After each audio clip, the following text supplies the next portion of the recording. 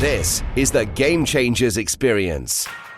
Deep dive conversations with leading business disruptors, Olympic athletes, celebrities, entrepreneurs, and influencers from around the world. This show will teach you insights about the winning principles in mindset, productivity, marketing, branding, entrepreneurship, business strategy, and more. Hosted by Productivity Authority, business strategist, former elite athlete, author, and public speaker, Adam Strong. Hello, everybody, and welcome to the Game Changers audio experience with myself, Adam Strong. And today we have an amazing show, like we always have, by the way. And I'm here with a good friend of mine who I met actually here on Clubhouse. His name is called Ryan Hornby. Ryan is a serial entrepreneur. He's a brand, digital, and business development consultant. He's an investor. He's a business property investor as well. And he's also a business mentor for creative entrepreneurs.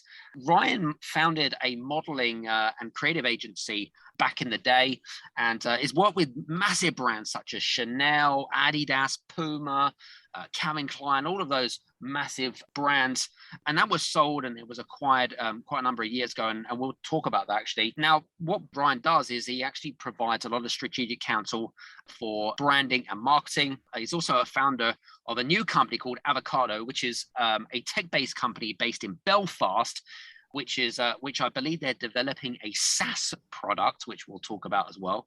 And amongst all the other things that's going on, I met Ryan, believe it or not, like I said to you, on Clubhouse. And what I particularly loved about Ryan is intellectual conversations. Like this guy, when I first came across him, was like, wow, this guy's sharp, right? And I really applaud people that are not only on ball, but really bring value to the table. So Ryan, welcome to the show. Thank you so much for having me, Adam. It's a pleasure.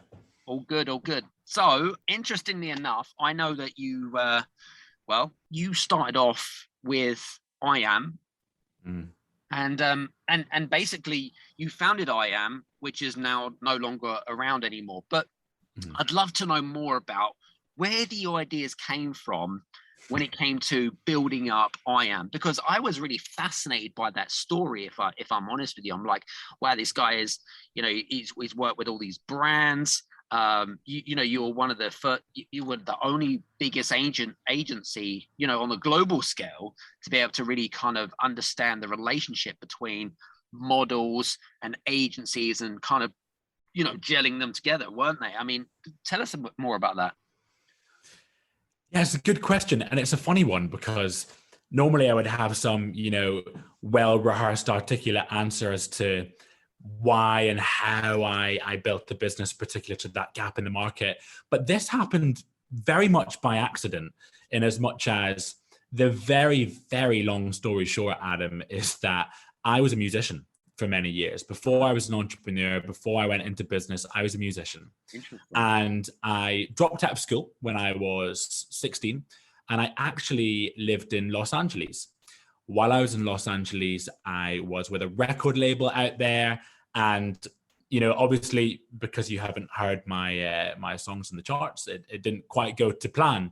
But what did happen is I was exposed to lots of different amazing and interesting people. And some of those people were models, because the music industry and the fashion industry is very closely interlinked. And I moved to London with the label. And while I was recording, I met a girl. As the old story goes, I fell in love with her. She was Irish, and I moved to Belfast as a result.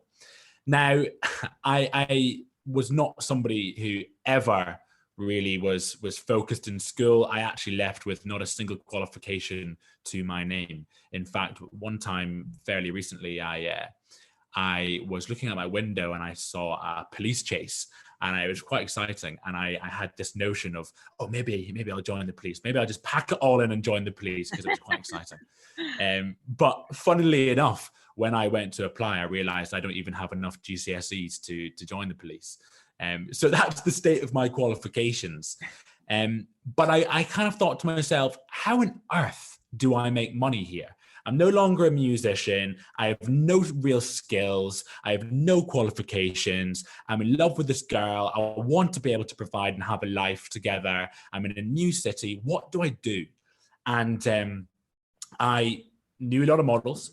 And a long, long time ago, you'd never know looking at me now, Adam, but a long, long time ago, I actually did a bit of modeling myself. So my fail-safe, my backstop was I am going to be a model again. And I was much younger there, much slimmer, much more handsome than I am now.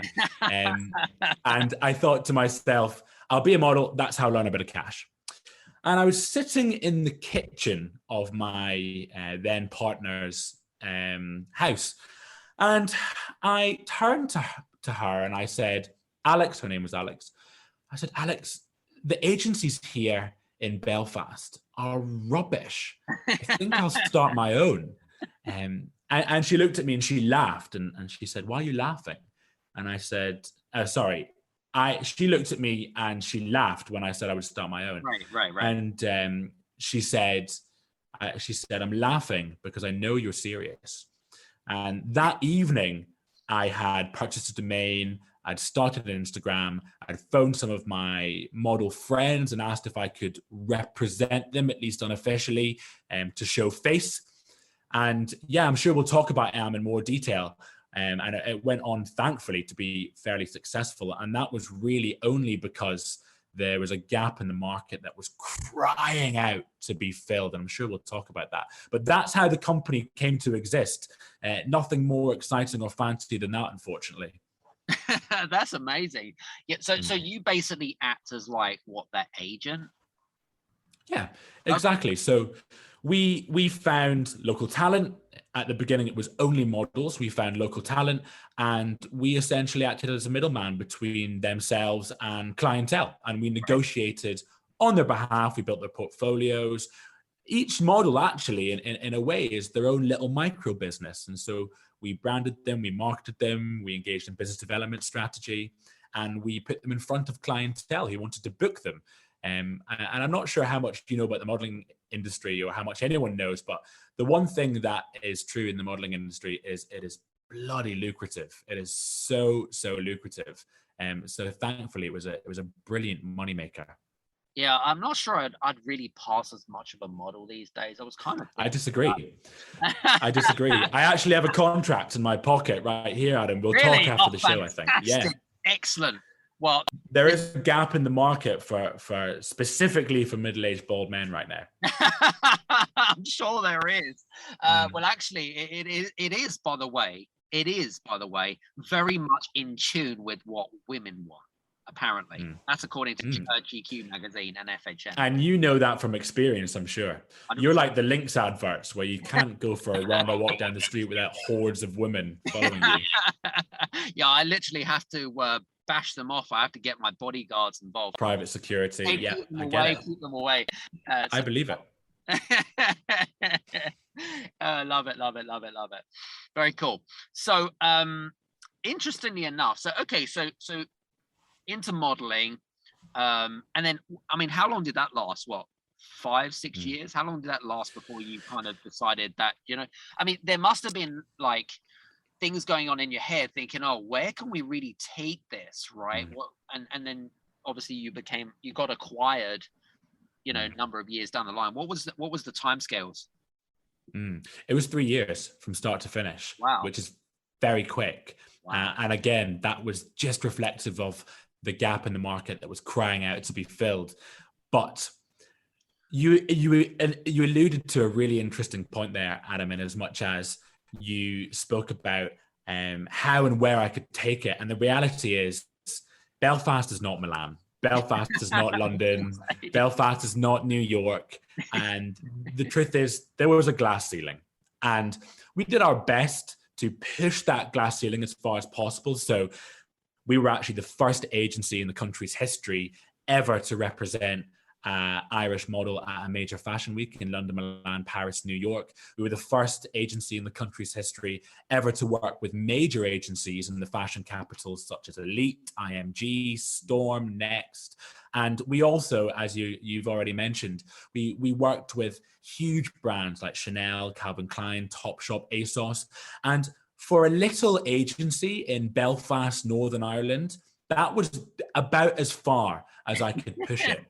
And so, as many entrepreneurs will relate to, there comes a time in the lifespan of a business, but also in an entrepreneur's life, where they know, they have an inkling, there's a frustration, there's itchy feet, and it's time to move on to the next thing. And that's exactly what I did.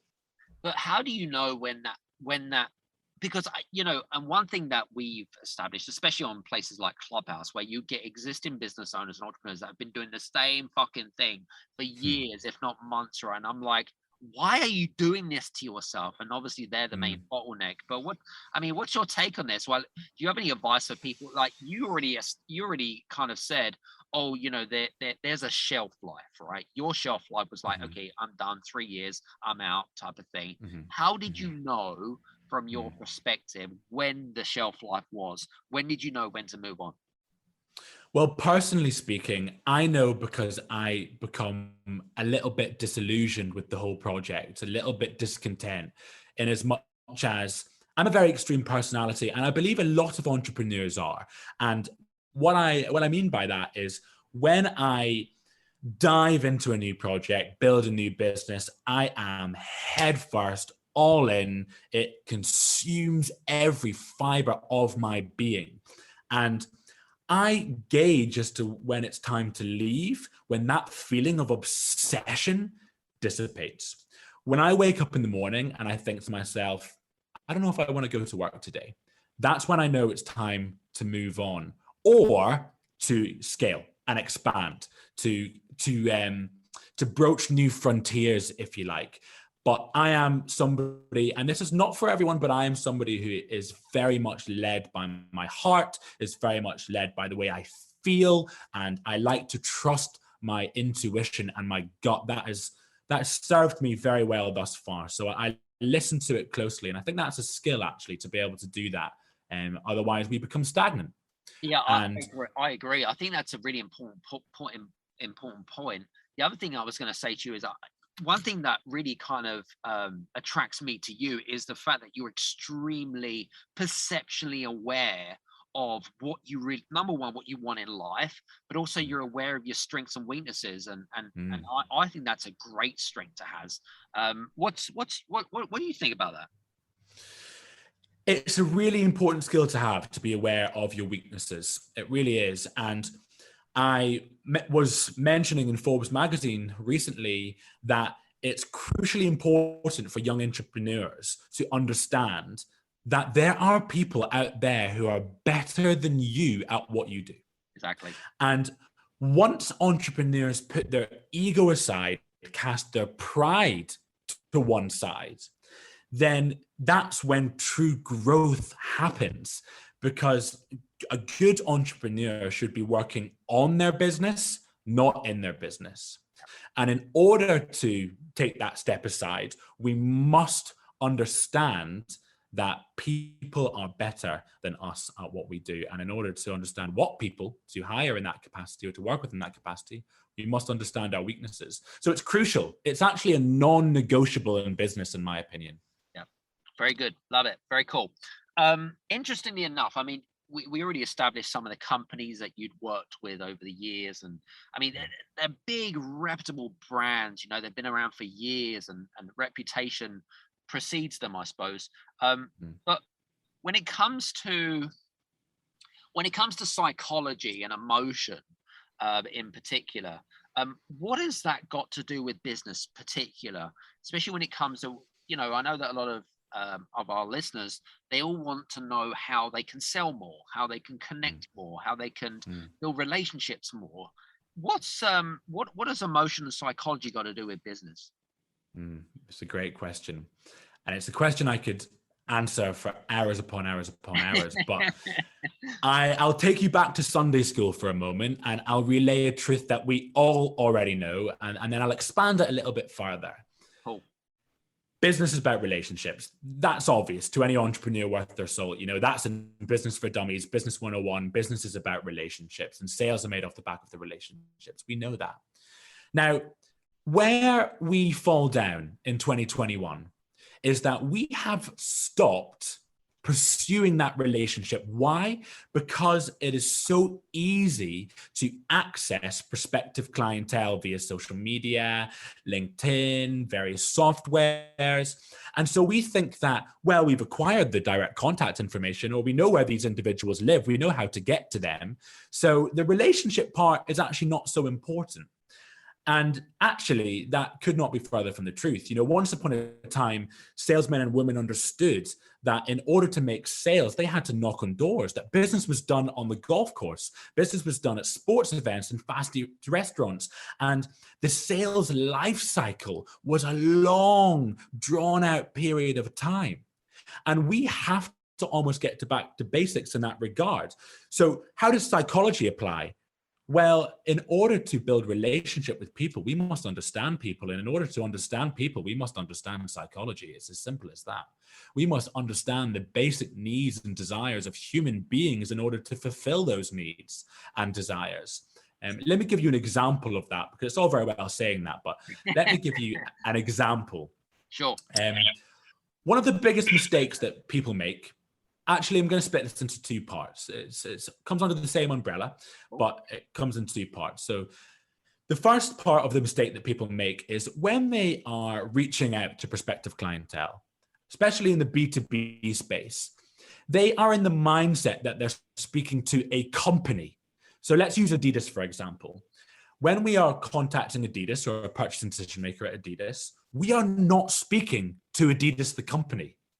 They do not exist. They are a concept.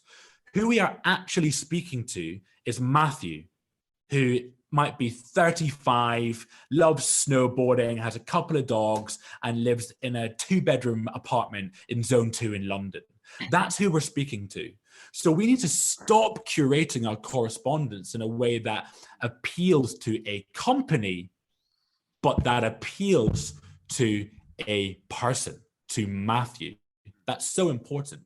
So that's the first mistake that we make. And then the second part of that mistake is, for some reason, when we are curating that written correspondence, we have the tendency to become cold, to become corporate. And I don't know why we do that. We almost stiffen up when we're writing an email. But we're in 2021 now, and the days of corporate coldness are over. And now people respond to and psychologically respond to vulnerability, to human beings, to realness. And it's interesting because I always say to my clientele and people I speak to, if you had Matthew, to use the example again, from Adidas, in a room with you, in front of you, you would not speak to him like, "Dear Matthew, my name is, I would love to hear from you, warmest regards." You would not speak like that because it's absurd, because you understand instinctively that you need to build a relationship with that person. Yeah. That is a psychological need. So we must curate our correspondence, particularly in the context of email, for example, as if they were in the room. Be warm, be personable, be engaging, be vulnerable. Talk about yourself, not just what you do. People receive hordes of emails trying to sell them things. People receive hordes of emails telling them what people do, but not who they are. And actually, commonality, those two words, me too, breeds relationship, which equals sales. And so even just to say, "Hey, I'm Ryan, and I live in Belfast. I've got a big fluffy golden doodle called Elmo. I love surfing and coffee." There might just be a commonality in there. There might just be a me too, which breeds relationships, which appeals to the psychology of a human being, which ultimately equates to sales. So there's an example as to why psychology is so important. And as I say, I could speak for hours upon hours upon hours about this subject. You know, that's it's really interesting, you know, and there was some really key points that you put in there. And I mean, you get it like me, probably more so. You know, we get bombarded with LinkedIn requests, emails of, you know, selling their soul to the devil, and it's like this act of what I call desperation, which is just not pretty. It's like, well, why would I do business with a desperate person. It's just not, it just doesn't feel good, right? It's a bit, I kind of see relationship building and sales and psychology a bit like dating. You know, when you meet a girl or a guy and you know, you want to make that good impression. You don't want to come across as some douchebag type of thing. Do you know what I mean? It's like, do you sort of mean, Ryan? It's a little bit like Absolutely. that. Well, let's take that example, actually. If we were to go on a date for the first time with somebody who we didn't know very well or who we didn't know at all, Yeah. would you begin speaking to that individual like this? Hi there. My name is Ryan. I would like 2 children and I would like to marry you in the near future. No, you wouldn't. You absolutely wouldn't. And similarly, in business, we should not be starting that relationship by saying, hi, my name is Ryan. I do X and I want X from you. Absolutely not. Not at all. You know, one of the things that I really love, what we're talking about, especially around sort of psychology, is really learning about what makes people tick, but what's important to them, right? Because if you can find out what's important to them, then you can find out, you know, if you can actually fulfill a gap within their life, right? And it's like, oh wow, this person really knows me. Oh my God. Yeah. You know what I mean? Absolutely. Very interesting. And more than that, I think that in 2021, again, where purchasing decision makers have the pick of the litter as far as people that they can work with, we operate, all of us across the industry and sector, in saturated and competitive markets. And so it's no longer good enough just to be good at what you do or provide a good quality product or service, actually. Not good enough at all. And again, to use the dating example, when I'm dating, I want to date somebody who's nice, but it's not enough for me to put a ring on their finger and marry them. And in the same way, for prospective decision makers, it's not enough just to be good at what you do and have a good quality product and service. And actually, that little bit more that we can offer in 2021 is we can be problem solvers. And we can take the time to engage in discovery and research as to the problems that these businesses or individuals are facing. And then we can be solution orientated and provide those solutions to them. And that is the more than just being good at what you do. And in order to provide those solutions, we have to understand those businesses. We have to take the time to really get to know, like in dating, those companies and those purchasing decision makers. Yep, good point. Love it. Very good. Interestingly enough, I wanted to kind of, kind of related to what we're doing, but I'm really fascinated because you've worked with a lot of big brands that we've already established. But what I'd like to know more about some of the branding and marketing tactics that a lot of entrepreneurs and smaller businesses could employ in their own businesses that isn't really going to cost the earth, because I know what the first thing that people are thinking about is, oh my God, I don't have the $1 billion, $1 million, marketing budgets like the big brands do. No, we get that. But what are some of the, some of the tactics that you could advise on when it comes to marketing and branding, and in relation to what some of the big boys do? It's a great question. And the truth is, there is no magic bullet, in as much as there is no one single quick branding marketing fix, because every business has different needs. Every business operates in different sectors with different clientele who have different pain points. However, and to use the dating analogy again, marketing is like asking somebody on a date, but branding is the reason that they say yes. And actually, specifically for businesses that don't have massive budgets, they need to be focusing their effort on branding rather than marketing. And I think businesses get this so wrong. And by the way, what is the difference between branding and marketing? That's probably important to clarify. And I'll use a really simple analogy. So I like to think of business in 3 parts: brand, marketing, and business development. And I like to talk about those parts like in the analogy of a car. So using the analogy of a car, brand is the car, marketing is the petrol that makes the car drive, and business development is knowing the addresses of the individuals that are going to be interested in that car. Now, businesses spend a lot of time putting petrol in the car. Let's get this out to as many people as possible. Let's do Facebook advertising, Instagram advertising, LinkedIn advertising, Google advertising. Let's get this out to as many people as possible. But the truth is, you can put all the petrol in the car that you want, but unless you've taken the time to prep, prime, paint, and polish your car, no one's going to turn their heads. No one's going to care.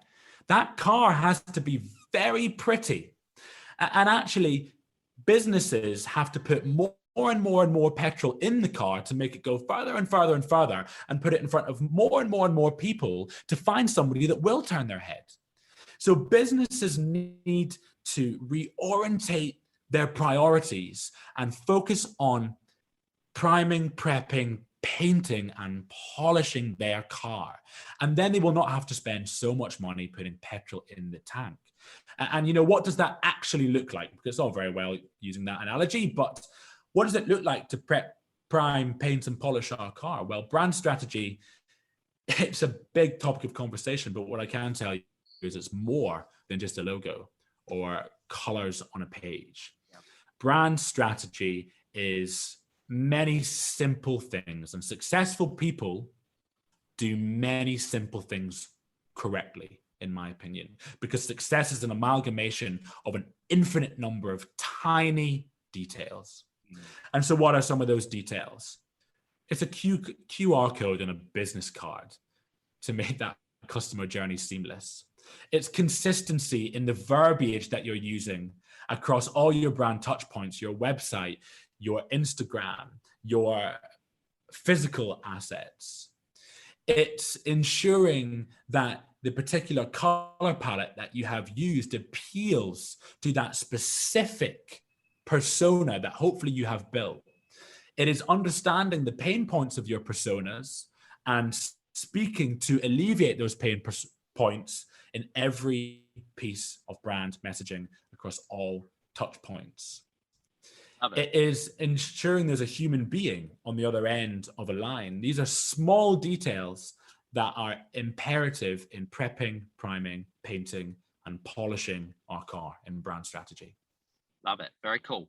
It's interesting because you were talking about you were talking about the fact that you're not connecting to businesses, right? Because it's a concept. I never heard that before, by the way, but it's true. And I always, you know, and I hear these conversations, especially on Clubhouse, because you know we hang out on there quite a lot, and people are still using the same language as well about the whole kind of, but business to consumer, business to business, and I'm just like, why are we still using terminology from like 20 years ago? It's like it's not business to it's business to human, because everyone there's a human. It's like, do you know what I mean? Absolutely. You know, there are mountains of psychological research that concludes empirically that we are visceral, emotional, instinctive creatures. And actually, in the B2B space, I would argue it's even more important to appeal to the human, because there's more skin in the game for the purchasing decision maker in the B2B context, in as much as their decision means more. And so it is even more important to appeal to their needs, their psychological needs. It's even more important to evoke emotion in them, because they need to know they're making the right call. Yeah. Interestingly enough, I think one of the well, I know that a lot of our listeners will be thinking to ourselves, well, this is all very well said and done, Ryan, but how can we get our prospects, our consumers, our clients, or whatever it is, to make faster decisions? How can we make them to understand what we've got on offer, whatever that looks like in terms of solution oriented? How is it that we can get them to make faster decisions?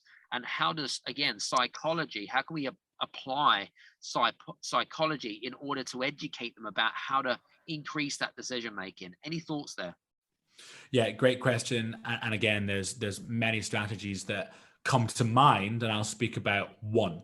So in the context of outreach, when we are suspecting, prospecting, and hopefully converting business, obviously that generally starts to be email, particularly in 2021, particularly in light of a pandemic.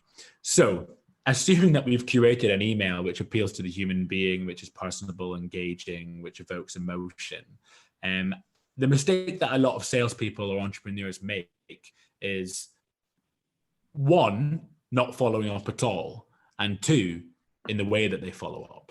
And there are subtle details and there are subtle implementations which we can utilize to apply pressure and also to appeal to the psychology of the human. So I'll give you one example of that, one really simple example. Sure. And it's cheeky. It's really cheeky. But we like cheeky.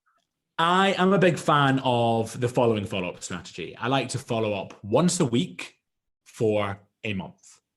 Once a week for a month. Now, just as a caveat here, we should never follow up on a Friday. We should never follow up on a Monday. We should try not to follow up on a Thursday. Tuesdays and Wednesdays are good days to follow up for very obvious reasons.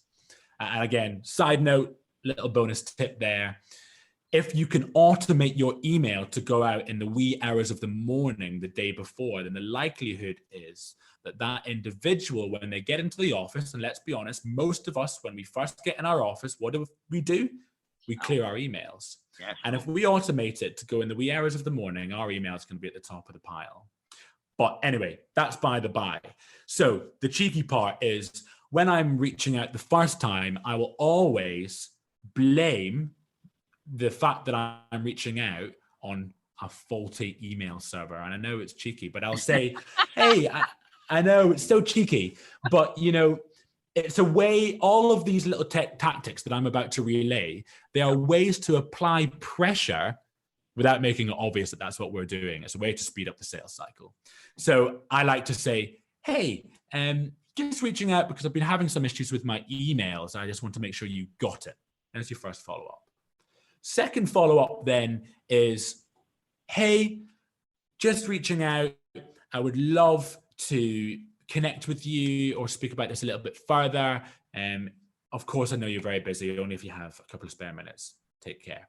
Really gentle, soft nudge. We're applying pressure without it being obvious that that's what we're doing. All right, then when it comes to the third email, this is what I like to do. Again, we want to remind them that we're there. Hello, we're still here.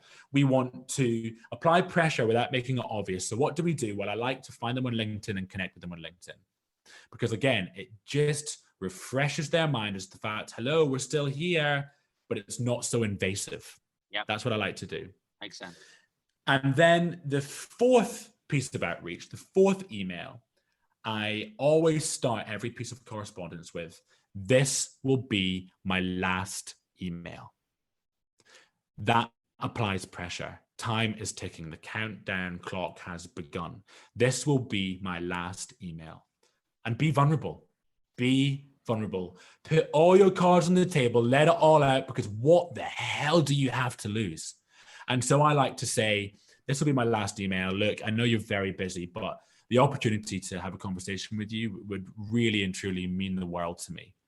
And so if you do have a spare 2 minutes, I would appreciate it more than you know. Why? Because human beings love an underdog. Human beings have a desire to help.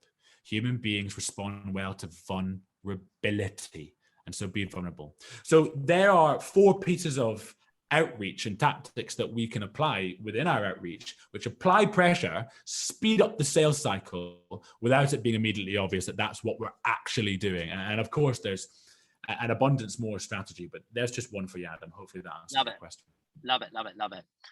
One thing that actually came to my mind when we were talking about that strategy as such, right, is from my perspective, and I agree with what you've just said, by the way, but being vulnerable is ever more important, especially in this day and age, right? People love vulnerable people, but there's also a fine line between being vulnerable or showing vulnerability and being desperate or coming across desperate, because they're polar opposites, aren't they? A bit like many other things. So they're polar opposites. what have we got to be, I suppose, how do we become consciously aware of, if we're connecting with people and deploying these marketing tactics as such, as to not come across desperate, but to show vulnerability? Any sort of advice there? Yeah, it's a good question. I have a few practical pieces of advice as far as ensuring that we don't cross the line from vulnerable to desperate. The first is that 2 heads, 3 heads, 4 heads, 5 heads are always better than 1. Yeah. And so something that I do still to this day, and will probably always do, is before I send a really important piece of correspondence, I contact somebody who I trust to read it over. And that's because we are biased and we have subconscious bias that we're entirely unaware of. And so people will read tone in entirely different ways. So just sending that piece of correspondence to somebody for a quick cross-check is a great thing to do. Love it. The other piece of advice that I can give is keep your ask small. Keep your ask small, particularly in light of the fact that you're building a relationship. Even if you have a relationship with the individual, keep your ask small and understand that sales is a cycle. It's a journey. And we always talk about sales as being a funnel, and that's absolutely correct. And the reality is that as part of that funnel, there are many, many steps. And when you ask for X, the bottom of the funnel, you can definitely come across desperate.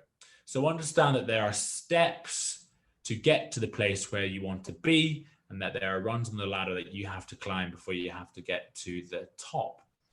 And I think the most important piece of advice that I will give is vulnerability, in my opinion, particularly in the context of business, is not being afraid to show who you are. Not Ryan, the entrepreneur, not Ryan, the multiple business owner who's achieved X, not Ryan that you see in Forbes, not Ryan on TEDx. Ryan who switches off at 7, 8 p.m. at night and has a glass of red wine and sits with my dog and scrolls through the internet, or goes here or there on a Saturday. That's the human being that we want to show, that human being. And as long as we do that, then I think we will not cross over from vulnerable into desperate. Love it. And I know, and one thing that we haven't really touched about, and I don't know, I think from my especially from a marketing branding perspective, is that there's so much peer pressure these days, social media pressure about kind of the way the buyers, consumers, and kind of you just generally how we try to pass a judgment before, it might be the wrong end of the stick, or we try to emulate someone that we're not truly, whether it be an identity, whether it be, I kind of want to plagiarize what that person is saying, but really it has no reflection or doesn't have anything really to do with you. I'd love to know what your, what your thoughts about, making sure that, number one, if you've got any advice for some of our listeners with regards to,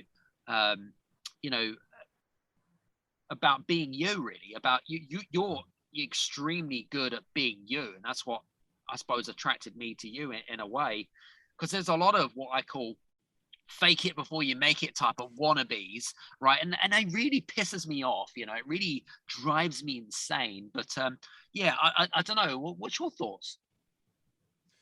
Great question. So my thoughts are, first of all, to respond to one of your earlier points, it is a really bad idea to plagiarize another business's or another individual's identity. Why? Well, for many reasons, but the reality is that there is no single business on this planet that appeals to the exact same personas. Right. And in marketing, I talk about the importance of building personas and understanding the pain points of our personas. And that is something that we must all do in order to succeed. And the truth is that as soon as we start adopting or plagiarizing other businesses or other individuals' messaging, we're speaking to their audience's pain points, not our audience's pain points. Our audience have entirely different pain points. So that's a nightmare. The other issue with that is, just to touch on it really briefly, a trap that many marketers fall into, and entrepreneurs in general, is that they see other businesses or individuals who are, on the surface at least, achieving success, and they see them on certain platforms, be it Facebook or Instagram, and they think, I need to be on those platforms.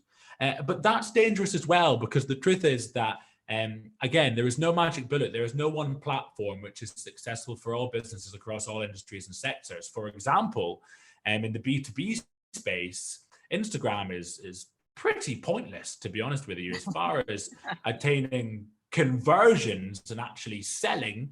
It's pretty rubbish. And yet many marketers will have you believe, particularly marketers that are trying to sell you a course on Instagram, that you have to be on Instagram. It's the next big thing. It's where everybody is. It's where the party is. It's not true. It's entirely not true. In the retail space, for example, Facebook advertising, despite what we might think about Facebook or its validity in the market, Facebook advertising is the most lucrative and successful means of selling product in the e-commerce space and retail. And so it's really important that we don't just look at someone else's marketing strategy, look at their messaging, look at the channels that they're espousing and mimic them. Really, really important. Now, what I would advise every entrepreneur to go away and do in order to be able to truly understand who their identity is to go away and construct a list of values and morals. And actually, one of the things that Forbes asked me was advice that I would give to young entrepreneurs. And I responded by saying, every single young entrepreneur or old entrepreneur, any entrepreneur should create a pitch deck to truly understand who they are, their business, their market, how to appease that market. And as part of that pitch deck, you need to understand your values and your morals. And to give you an example of how important that is, if I was to ask you to describe Nike, for example, you would describe Nike using words that describe a human being.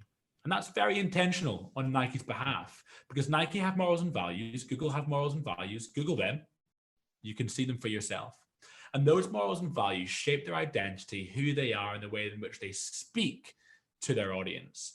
And if you as an entrepreneur are just coasting, if you've just built a business and thought, oh, well, I'm just kind of speaking any which way I want to, I'm kind of, winging the messaging, then you will not succeed. Or at least, at the very least, if you're lucky, at the very most, you will not bolster return on investment like you should be. And so go away, work out your morals and values, who you are, work out the pain points of your personas and how to speak directly to them. Because that's ultimately what makes Nike, Nike, and Adidas, Adidas, and Apple, Apple, and Ryan, Ryan, and Adam, Adam. Love it. Love it, love it, love it. Well, listen, hope you've enjoyed today's episode of the Game Changers audio experience. If you like today's episode, then please do me a favor and drop a review. Also, if you did enjoy it, or you have any questions for Ryan at all, please contact him on his social media handles below, and we'll see you soon. So have a great week, month, or year whenever listening to this, and we'll see you soon. Take care. Hey, you guys, I just want to say thank you so much for listening in to this episode of the Game Changers experience.